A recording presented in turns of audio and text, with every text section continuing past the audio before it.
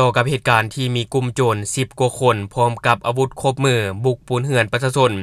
พร้อมกับจับเจ้าของเหือนมาใส่กุญแจมือก่อนที่จะไปปุ้นเอาวัตถุมีค่า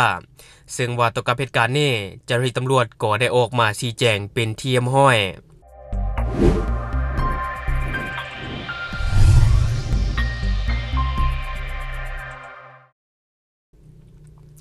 สบายดีท่านผู้ชมยินดีต้อนรับเข้าสู่รายการ Talk the New และหัวข้อที่ข้าพเจ้าอยากจะนำเสนอในมื้อนี้ก็จะมานำเสนอข่าวที่น่าสนใจซึ่งว่าก็ได้สร้างความหวาดผวาให้กับสังคมลาวในปัจจุบันที่ว่ามีกลุ่มโจร10 กว่าคนพร้อมกับอาวุธครบมือได้บุกปุ้นเฮือนประชาชนพร้อมกับจับเจ้าของเฮือนมาใส่กุญแจมือแล้วก็ได้บุกไปปุ้นเอาวัตถุมีค่าซึ่งว่าต่อกับเหตุการณ์นี้ก็ได้สร้างความเสียหายอย่างหลายและต่อกับเหตุการณ์นี้เจ้าหน้าที่ตำรวจก็ได้ออกมาชี้แจงเป็นที่เรียบร้อยก่อนที่เราจะไปเบิ่งคำชี้แจงของเจ้าหน้าที่เดี๋ยวเราย้อนความไปเบิ่งเหตุการณ์นี้ก่อนบางคนอาจจะบ่ทันรู้ซึ่งว่าเหตุการณ์ปุ้นอย่างอุกอาจอีกครั้งเกิดในตอนกลางคืนวันที่26ตุลาคม2025ที่ผ่านมาได้มีรายงานว่ามีกลุ่มคนหายจำนวน10 กว่าคนพร้อมกับอาวุธปืนครบมือ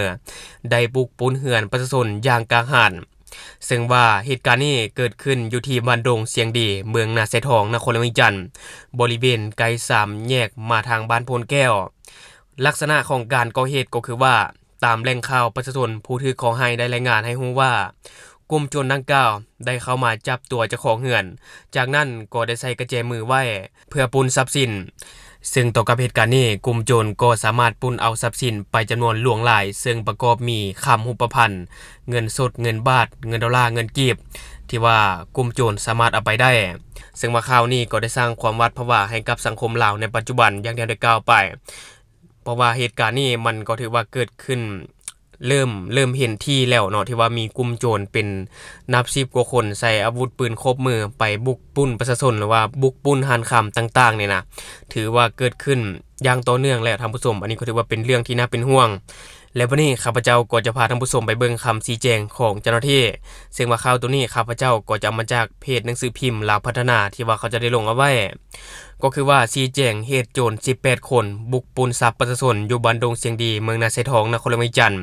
ซึ่งในวันที่28ตุลาคม2025ท่านพันโทจิตตวงศ์ไสภวงศ์หัวหน้าแผนกตำรวจกองบัญชาการปกสเมืองนาไซทองนครเวียงจันทน์ได้ให้รู้ข้อมูลเบื้องต้นเกี่ยวกับเหตุการณ์ปุ้นทรัพย์อยู่บ้านดงเสียงดีหน่วย30เมืองนาไซทองนครเวียงจันทน์ในวันที่26ตุลาคม2025ที่ผ่านมาว่าภายหลังเจ้าหน้าที่ได้รับแจ้งความจากการจัดตั้งบ้านดงเสียงดีเวลา 22 โมงของวันที่26ตุลาคม2025เจ้าหน้าที่จึงได้แต่งตั้งพนักงานวิชาการสืบสวนสอบสวนแผนกตำรวจลงสมทบกับองค์การจัดตั้งบ้านดงเสียงดีและภาคส่วนที่เกี่ยวข้องเข้าเก็บกำข้อมูลสถานที่เกิดเหตุพบว่ามีมูลความจริงแท้ซึ่งผ่านการเก็บกำข้อมูลสามารถรู้ได้ว่าเหตุเกิดที่เหือนเท้านิ่งยงจะอายุ52 ปีอาชีพค้าขายอยู่บ้านดงเสียงดีหน่วย30เมืองนาไซทองนครเวียงจันทน์ซึ่งเป็นเหือนวิลล่าซันเดี่ยวมี8 ห้องนอนมีคนอาศัยอยู่นำกัน12 คนซึ่งมือเกิดเหตุมีคนอยู่ในเหือนเพียงแต่7 คนเท่านั้นซึ่งว่าเหตุการณ์ปุ้นทรัพย์เกิดขึ้นเวลา 8:30 นาทีผู้ก่อเหตุเป็นเพศชายทั้งหมดประมาณ17-18 คนซึ่งผู้ก่อเหตุใส่ชุดสีดำใส่หมวกแงบใส่ผ้าปิดปากลักษณะเป็นคนจ้อยน้อยเว้าภาษามงได้แล้วก็มีอาวุธครบมือเป็นประเภทปืนสั้นบ่ทราบชนิดและปืน AK 2 กระบอกซึ่งว่าพวกผู้เกี่ยวปีนกำแพงหัวด้านหลังเข้ามาในเฮือนของท้าวนิ่งยงจะซึ่งว่าคนหายก็ได้งัดประตูด้านหลังเข้ามาในเฮือนหลังจากนั้นคนหาย 5-6 คนก็ได้เข้ามาภายในเฮือนแล้วซุกประตูห้องที่4ซึ่งว่าในห้องที่4นั่นก็มีคนอยู่4 คนชื่อท้าวบุญมีจ่าลูกชายของท้าวนิ่งยงจ่าและก็มีนางตุกตาท่อเป็นเมียของท้าวบุญมีจ่าและลูกสาวอีก2 คนซึ่งว่าคนหายก็ได้จับท้าวบุญมีจ่าและนางตุกตาท่อใส่กับมือไว้พร้อมทั้งยึดเอาโทรศัพท์มือถือแต่ละคนไว้พร้อมส่วนท้าวบุญมีจ่าคนหายได้ใส่สะกดพันใส่หน้าและใส่ตาไว้หลังจากนั้นคนหายก็ได้เข้าไปห้องที่6ไปจับเอาท้าววาเจงจ้าและเมียซื้อนางปานีท้าว จับทั้งสองคนมาใส่กับมือคัดหลังไว้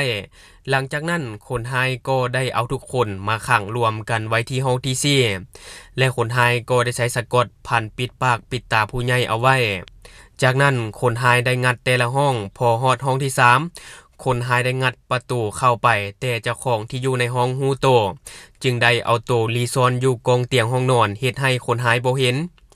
ซึ่งคนไฮได้ใช้เหล็กงัดเข้าคนเอาทรัพย์สินวัตถุมีค่าแต่ละห้องแล้วคนไฮก็ยังได้ใช้ปืนจี้ใส่นางตุกตาท่อบังคับให้เอากระแจรีโมทประตูเฮือนให้และก่อนที่คนไฮจะหลบหนีออกไปคนไฮก็ได้หมดไฟเฮือนทั้งหมดและได้เอาตู้เซฟขนาดประมาณ40คูณ80ซนออกไปนำคนไฮได้ใช้เวลาก่อเหตุประมาณ10นาทีเท่านั้นหลังจากคนไฮออกไปท้าวว่าเจงจ้าที่สามารถแก้สะกดติดหน้าติดตาออกจึงโทรขอความช่วยเหลือนำองค์การจัดตั้งบันดงเสียงดีภาคส่วนที่เกี่ยวข้องเข้ามาทำการช่วยเหลือแก้ไขกับมือให้สำหรับผลเสียหายปัจจุบันยังอยู่ในขั้นตอนของการสืบสวนสอบสวนอย่างถี่ถ้วนซึ่งเบื้องต้นแม่นมีคำ38บาทเงินกีบเงินบาทและเงินดอลลาร์จำนวนหนึ่งพร้อมกับโทรศัพท์มือถือซึ่งในปัจจุบันนี้เจ้าหน้าที่กำลังเร่งประสานสมทบกับทุกภาคส่วนที่เกี่ยวข้องในการติดตามซอกคนเบิ่งเป้าหมายที่ต้องสงสัยเก็บกำข้อมูลนำพยานแวดล้อมอ้อมข้างอื่นๆเพื่อนำซอกตัวผู้ก่อเหตุมาดำเนินคดีตามระเบียบกฎหมายให้ได้และนี่ก็จะเป็นเหตุการณ์ที่ว่ามีการปุ้นกันในวันที่26ตุลาคม2020ที่ผ่านมาซึ่งว่าความเสียหายยังอยู่ในขั้นตอนของการสืบสวนสอบสวนของเจ้าหน้าที่แต่ว่าเบื้องต้นก็คือว่ามีเงินมีคำเนาะอันนี้ก็ถือว่าสร้างความเสียหายอย่างหลากหลายซึ่งต่อกับเหตุการณ์ที่ข้าพเจ้าได้เล่ามาเนาะท่านผู้ชมก็น่าจะรู้สึกว่ามันคือกับในหนังเลยท่านผู้ชมซึ่งว่ามีคนกลุ่มคนหายนี่นะ10กว่าคนที่ว่ามีอาวุธปืนครบมือบุกเข้ามาเฮือนแล้วก็ได้จับตัวใส่สะกดพันหน้าพันตาแล้วก็ได้ใส่กับมือเอาไว้ก่อนที่จะเก็บเอาคนทั้งหมดไปขังไว้ที่ห้องเดียวกันซึ่งว่าในขณะนั้นกลุ่มโจรก็ได้ไปงัดเอาวัตถุมีค่าเอาตู้เซฟเอาเงินเอาคำก่อนที่จะหลบหนีออกไปและเจ้าของเฮือนก็ได้โทรแจ้งให้กับองค์การจัดตั้งบ้านเข้ามาให้การช่วยเหลือนะท่านผู้ชมอันนี้ก็ถือว่าเป็นเรื่องที่อุกอาจถือว่ากล้าแห่งนะท่านผู้ชมอันนี้ก็ต้องระมัดระวังสำหรับท่านผู้ชมคนใดที่มีเงินมีคำเนาะบ่อยากให้เก็บไว้อยู่เฮือนทางที่ดีแล้วเอาเก็บไว้ที่ธนาคารบ่หรือบ่อนที่มันปลอดภัยกว่านี้ท่านผู้ชมบ่ต้องเก็บเป็นทรัพย์สินหรือว่าเงินสดเอาไว้เพราะว่ามันมีความเสี่ยงทุกมื้อนี้โจรมันมีหลายเนาะอันนี้เว้าซื่อๆแหละมันมีหลายทางดีเฮาต้องระมัดระวังเอาไว้น่าจะเป็นการดีที่สุดและทั้งหมดก็คือสิ่งที่ข้าพเจ้าอยากจะนำเสนอในมื้อนี้ถ้าหากว่ามีหยังคืบหน้าข้าพเจ้าจะเก็บมาฝากท่านผู้ชมเติม